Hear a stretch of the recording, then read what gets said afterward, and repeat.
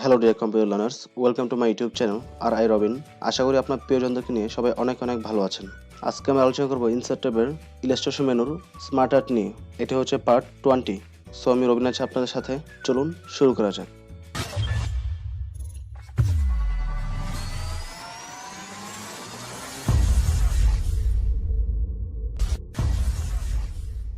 So ভিডিওটি শুরু করার আগে আপনি যদি আমার চ্যানেলে নতুন হয়ে থাকেন তাহলে লাল বাটনটিতে ক্লিক করে সাবস্ক্রাইব করে নিন এবং বেল বাটনে ক্লিক করে অলে ক্লিক করে দিন। এতটুকু করার জন্য আপনাকে অসংখ্য ধন্যবাদ। আজকে আমরা স্মার্ট আর্ট নিয়ে আলোচনা করব। তো স্মার্ট আর্টটি মূলত ইউজ করা হয় কোনো একটা বিষয়কে শ্রেণীবিন্যাস করার জন্য। সো আমি স্মার্ট আর্টে ক্লিক করলাম। ক্লিক করার পর এখানে অনেকগুলো অপশন দেওয়া আছে, অনেক ধরনের ডিজাইন দেওয়া আছে। কোনটা আপনি চুজ করেন সেটা আপনার টোটালি আপনার কাজের উপর ডিপেন্ড করে। ওকে, প্রথম হচ্ছে লিস্ট। যে কোনো লিস্ট বা চার্ট হয় সেক্ষেত্রে এটা ইউজ করতে পারেন। দেন প্রসেস, কোনো একটা কাজ ধাপে ধাপে হচ্ছে, প্রসেসিং কাজ, সেই ক্ষেত্রে এখান থেকে চুজ করতে পারেন। দেন হচ্ছে সাইকেল। তো এইভাবে অনেকগুলো অপশন দেওয়া আছে এখানে। আপনার যেটা প্রয়োজন আপনার কাজ অনুযায়ী ওইটা এখান থেকে আপনি চুজ করবেন। ওকে, সো আমি প্রসেসের উপর একটা কাজ করব, আপনাদের উদাহরণস্বরূপ দেখাবো, কারণ প্রত্যেকটা বিষয় দূরে দূরে দেখানো পসিবল না। এখান থেকে সবগুলো বিষয় একই, আমি জাস্ট একটা এখান থেকে দেখিয়ে দেব, বাকিটা আপনার প্র্যাকটিস করুন, প্র্যাকটিস করলেই ক্লিয়ার হয়ে যাবে। তো আমি এখান থেকে প্রসেসিং এর উপর একটা ভিডিও মেক করতে যাচ্ছি।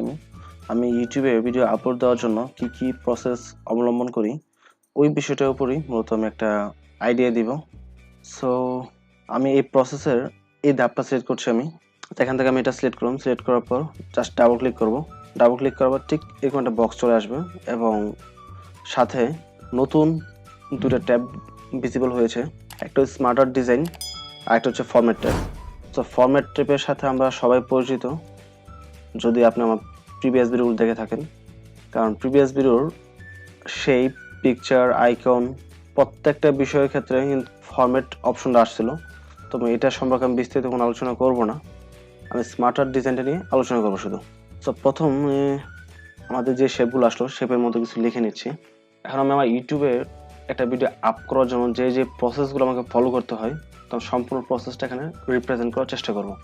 তো এট ফার্স্ট আমাকে যেখানে টপিক সিলেক্ট করতে হয় প্লাস কিছু ইনফরমেশন গ্যাদার করতে হয় ওই টপিকের উপর। তো আমি লিখছি টপিক প্লাস ইনফরমেশন। ওকে, সো টপিক প্লাস ইনফরমেশন। দেন হচ্ছে এটার উপর আমি ভিডিও রেকর্ড করি। তো রেকর্ডিং, দেন হচ্ছে আমি এটা এডিট করি। এডিট করার পর এডিটের সাথে রেন্ডারিং আছে। তো বাকি যে প্রসেসটা আছে আমি সম্পূর্ণ এডিটের মধ্যে দিলাম। এডিটের পর হচ্ছে আপলোড করি ইউটিউবে। আপলোডের পর কি করতে হয়, আমাকে এসইও করতে হয়, এসইও। সো এটার সাথে আমি একটা শেপটা চ্যাট করার জন্য, তার জন্য আমাকে জাস্ট অ্যাড শেপে ক্লিক করতে হবে। সেই নতুন একটা শেপ কিন্তু এখানে চলে আসছে। এসইওর পরে আমি ভিডিওটা পাবলিক করার পর আমি যখন পাবলিক করি তখন প্রত্যেকটা লিঙ্ক নিয়ে আবার ফেসবুক, টুইটার, ইনস্টাগ্রাম নানান ধরনের সোশ্যাল মিডিয়াতে আমি এটা আবার পোস্ট করি। সো ওইটাও এসইওর মধ্যে পড়ে, যদিও এটার সাথে আমি একটা শেপ নিচ্ছি যেহেতু এটার পরের কাজের হয়। তো এটা আমি দিচ্ছি সোশ্যাল মার্কেটিং। তো সোশ্যাল মার্কেটিং দিলাম আমি এটা। এই হচ্ছে আমার ফুল প্রসেস, যে প্রসেসের মাধ্যমে আমি ইউটিউবে ভিডিও আপলোড করে থাকি। ওকে, সো এতটুকু করার পর যেহেতু আমার দেখেন টপিকের উপর একাধিক বিষয় চলে আসছে, তার জন্য কিন্তু আমি চাইলে এটার ভিতরে বুলেট ইউজ করে টপিকের মধ্যে কিন্তু আমি ইনফরমেশন রাখতে পারি। ওকে, আমি ইনফরমেশন কেটে দিয়েছি। টপিকের পর আমি যদি বুলেটসে ক্লিক করি, অ্যাড বুলেটস, তারপর টপিকের মধ্যে কি আসবে, টপিকের ভিতরে আসবে ইনফরমেশন, দেন আসবে কিওয়ার্ড। টপিকের উপর অনেকগুলো বিষয় থাকতে পারে, সো কিওয়ার্ডগুলো ডিসাইড করে নিলে যেটা হবে, তো আমি এই পার্টিকুলার কয়েকটা বিষয়ের উপর কথা বলতে পারবো। আমি তো জাস্ট অ্যাপটা বোঝানোর জন্য একটা এক্সাম্পল দিচ্ছি আমি যেটা করে থাকি পার্সোনালি। ওকে, দেন হচ্ছে টেক্সট প্যানেল। এখানে যে অপশনগুলো দিয়েছেন কোনটার আন্ডারে কি হয়েছে ঠিক সেম জিনিসটাই আপনি এখানে দেওয়া আছে, চাইলে আপনি এখান থেকেও এটা এডিট করতে পারেন। যেমন কিওয়ার্ডের পর আমি ইন্টার দিই, ইন্টার চাপার পর এখানে নতুন একটা বুলেট চলে আসবে, আমি লিখছি এক্স এক্স এক্স, দেন আবার ইন্টার দিলে আরেকটা অপশন চলে আসবে ওয়াই ওয়াই ওয়াই। যদি আপনি রেকর্ডিং এবং এডিটের মধ্যে নতুন কোনো একটা শেপ নিতে চান বা নতুন একটা বিষয় যেটা বাদ পড়ে গেছে, তো সেই ক্ষেত্রে জাস্ট রেকর্ডিং এর পরে লাস্টে মাউসে কার্সরটা এনে ইন্টার ক্লিক করবেন, দেখেন এখানে নতুন একটা অপশন চলে আসছে। আর যদি না আমি রেকর্ডিংয়ের মধ্যে বুলেটস ইউজ করব, তাহলে প্রথমে আগে বুলেটসে ক্লিক করতে হবে। ক্লিক করার পর নতুন একটা বুলেট চলে আসবে, তখন আপনি কিছুকে লিখতে পারবেন এবং ইন্টার দিলে বারবার নতুন একটা বুলেট চলে আসবে। ওকে, সো চাইলে আপনি এইভাবে কাজ করতে পারেন। আর এখন এটা কেটে দিচ্ছি। কেটে দেওয়ার পর সাপোজ এই শেপটা আপনার প্রয়োজন নেই, জাস্ট ডিলিট বাটনটা ক্লিক করে এটা ডিলিট করে দেন। আর যদি প্রয়োজন পড়ে তাহলে আবার এই রেকর্ডিং এ ক্লিক করে আবার যদি অ্যাড শেপ দেন, ঠিক রেকর্ডিং এর পরে একটা নতুন শেপ চলে আসবে। আচ্ছা, এইটার পরে নতুন ট্যাব নিব, সেটা হচ্ছে থাম্বনেল। তার জন্য আমি আবার ক্লিক করলাম, এডে নতুন একটা ট্যাব চলে আসলো। আমি এখানে লিখবো থাম্বনেল। তো থাম্বনেল লেখার পর ওকে, আমার প্রসেসটা এখন পুরোপুরি ঠিক আছে। দেন হচ্ছে এখানে একটা অপশন আছে প্রমোট আর ডিমোট, সেটা দেখার জন্য আমাকে দেখেন এডিটর সিলেক্ট করার পর যদি ডিমোটে ক্লিক করি, এডিট প্যানেলটা কেটে গেছে এখান থেকে। যেহেতু কেটে গেছে, এখন আমার সাপোজ আমি ভাবছি না আই মেড মিস্টেক, আবার প্রমোটে ক্লিক করলাম, নতুন ওই যে প্যানেলটা আমি কেটেছি এই প্যানেলটা আবার এখানে চলে আসছে। এটা কিন্তু পার্মানেন্টলি ডিলিট হচ্ছে না, জাস্ট হিডেন হয়ে যাচ্ছে। আবার যখন প্রমোটে ক্লিক করবো এটা চলে আসবে। রাইট লেফট হচ্ছে আপনার ডান পাশে অপশনগুলো বামে চলে যাবে, বাম পাশে অপশনগুলো ডানে চলে আসবে। সি মধ্যে যে অপশনগুলো ছিল তা কিন্তু সেম রয়েছে, জাস্ট এই পাশে এডিট আর এসইওটা এই বামে চলে যাচ্ছে, আর টপিক থাম্বনেল পাবলিক এই তিনটে অপশন ডানে চলে আসতেছে। এটা হচ্ছে রাইট টু লেফট। দেন হচ্ছে মুভ আপে দেওয়ার পর স্যার লাস্টে অপশনটা আগে চলে আসবে, আবার মুভ আপ দিলে আরেকটা আগে আসবে, আবার মুভ আপ দিলে আরেকটা আগে আসবে। তো এইভাবে স্টেপ বাই স্টেপ ও এগিয়ে যাবে সামনের দিকে। মুভ ডাউন দিলে ঠিক নিচে চলে আসবে আবার। দেন আমরা দেখবো এখান থেকে লেআউটস। এখান থেকে হচ্ছে লেআউটস দেখানোর কিছু নেই, এটা জাস্ট পজিশন এখান থেকে মুভ করার জন্য হেল্প করবে। আর যদি এই বিষয়ে কোনো কিছু বুঝতে সমস্যা হয় তাহলে আমার প্রিভিয়াস ভিডিওগুলো দেখবেন, তাহলে ক্লিয়ার হয়ে যাবে। ওকে, এখন আমরা কিছু ডিজাইন অ্যাপ্লাই করি। এখানে লেআউটস যে ডিজাইনগুলো দেওয়া আছে, এখানে এই সেম বিষয়ের উপর অনেকগুলো ডিজাইন দেওয়া আছে। এখানে চাইলে আপনি এগুলো একটাও ইউজ করতে পারেন। C how does it look. এখানে কিন্তু চাইলে প্রত্যেকটার মধ্যে পিকচার ইউজ করতে পারবেন এই শেপগুলোর ভিতরে। সো এটা আমি দিচ্ছি না, এটা ভালো লাগছে না আমার কাছে। I think it's looks good, right.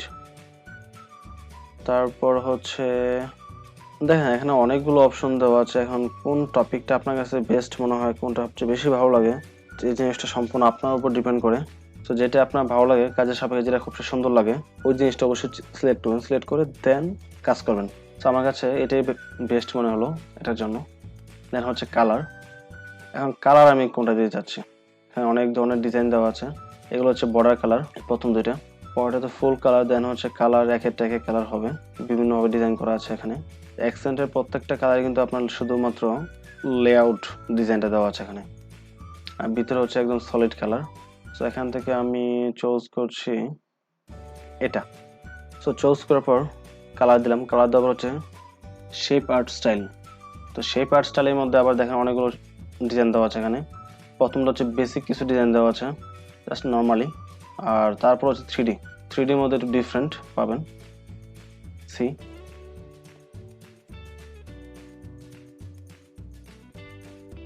So কোনটার কি কাজ, বিষয়গুলো আপনি অবশ্যই চেক করে দেখে নেবেন, তাহলে সবচেয়ে বেশি ভালো হবে। তো আমার কাছে এটাই বেটার মনে হচ্ছে। ওকে, এখানে টেক্সটগুলো দেওয়া আছে, চাই আপনি টেক্সটগুলো সাইজ বড় করতে পারেন। সিলেক্ট করবেন ডাবল ক্লিক করে। সিলেক্ট করার পর এখান থেকে জাস্ট চাইলে বৃদ্ধি করতে পারেন আপনি। I think it's looks good.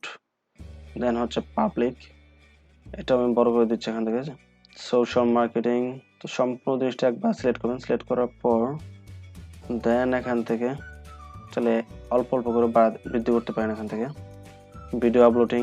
So ডিজাইনগুলো আপনার যেটা ভালো লাগে সেই অনুযায়ী আপনি ডিজাইন অবশ্যই করবেন। অ্যান্ড ইন্টারনালি যে আরও কোনো ডিজাইন করতে চান তাহলে ফরম্যাট অপশনটা ইউজ করতে হবে অবশ্যই। এছাড়া কোনো অপশন বাকি নেই। চাইলে পার্টিকুলার কোনো একটা শেপের কালার চেঞ্জ করতে পারেন এখান থেকে। শেপে আউটলাইন দিতে পারেন চাইলে এখান থেকে। যেমন আমি ব্ল্যাক সিলেক্ট করলাম আপনাদের বোঝানোর জন্য, যেহেতু বর্ডারের থিকনেসটা একেবারে কম, এটা মোটা করে দিচ্ছি যেন বুঝতে পারেন। C this is the difference. So চাইলে আপনার পার্টিকুলার যে কোনো শেপ এখান থেকে কালার করতে পারবেন, এবং ভিতরে যে টেক্সটগুলো আছে টেক্সটগুলো যদি কালার করতে চান তাহলে এই অপশনটা ইউজ করতে হবে। সো এখান থেকে আমি এটা সিলেক্ট করলাম। সো আমি জাস্ট নর্মালি দেখিয়ে দিচ্ছি। আপনারা যদি বিস্তারিত জানতে চান তাহলে অবশ্যই আমার প্রিভিয়াস ভিডিওগুলো দেখতে হবে এবং ডেসক্রিপশনে আমি কিছু ভিডিও লিঙ্ক দিয়ে রাখবো, ওইগুলো ফলো আপ করলেই বিষয়গুলো একদম ক্লিয়ার হয়ে যাবে। সো পরবর্তী ভিডিওটি দেখার জন্য আমন্ত্রণ জানিয়ে আজকে ভিডিও আমি এখানে শেষ করছি। সো এতক্ষণ সাথে থেকে সম্পূর্ণ ভিডিওটি দেখার জন্য আপনাকে অসংখ্য ধন্যবাদ। আর যদি ভিডিওটি ভালো লাগে তাহলে চ্যানেলটি সাবস্ক্রাইব করে পাশে থাকবেন এবং আপনার যদি কোনো কিছু বুঝতে সমস্যা হয় তাহলে অবশ্যই কমেন্ট করে জানাবেন। আপনাদের এক একটা কমেন্ট ও লাইক আমাকে আরো ভালো কাজ করতে উৎসাহিত করবে। সো অনেক ভালো থাকবেন। পরবর্তী অন্য একটি ভিডিওতে আবারও কথা হবে। আসসালামু আলাইকুম।